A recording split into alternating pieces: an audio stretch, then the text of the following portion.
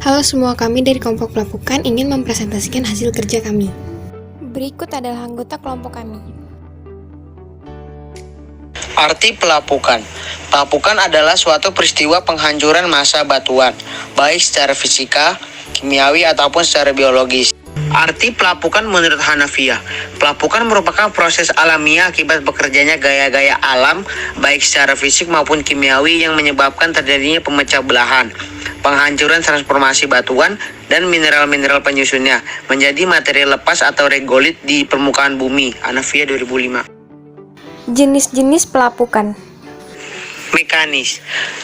Pelapukan adalah mekanis atau sering disebut pelapukan fisis, adalah pelapukan yang bersifat merombak batuan tanpa ada perubahan kimia pada mineral-mineral penyusunnya. Penghancuran batuan ini bisa disebabkan oleh akibat pemuaian, pembukuan air, perubahan suhu tiba-tiba, atau perbedaan yang sangat besar antara siang dan malam. Kimiawi. Pelapukan kimiawi adalah pelapukan yang terjadi akibat reaksi kimia pada batuan seperti oksidasi, karbonasi, dan dehidrasi ataupun penguapan. Pelapukan kimiawi sering mengubah bentuk dari batuan dan juga merubah struktur kimianya. Organik.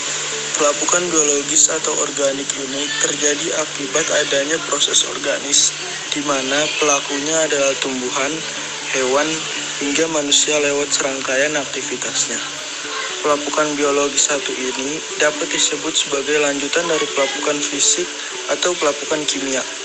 Apabila lanjutan dari pelapukan fisik, maka disebut sebagai biofisik. Sementara apabila lanjutan dari pelapukan kimia, maka disebut sebagai pelapukan biokimia. Beberapa macam faktor-faktor yang mempengaruhi pelapukan. 1. Waktu. 2. Jenis batuan dan struktur batuan. 3. Topografi. 4. Organisme. 5. Iklim, cuaca. 6. Keadaan vegetasi. Dampak dari pelapukan.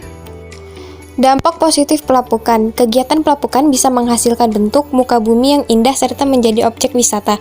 Contohnya Grand Canyon yang ada di negara Amerika Serikat. Pelapukan yang terjadi di daerah kapur bisa menciptakan gua-gua yang memiliki stalaktit serta stalagmit, di mana hal tersebut juga dapat dimanfaatkan sebagai tujuan wisata. Contohnya adalah Gua Maharani di Lamongan. Berikut adalah cara mengatasi pelapukan pada kayu dan pelapukan pada batu. Pelapukan pada kayu. Yang pertama, kayu dikeringkan dengan menggunakan alat khusus atau di oven guna menurunkan kadar air.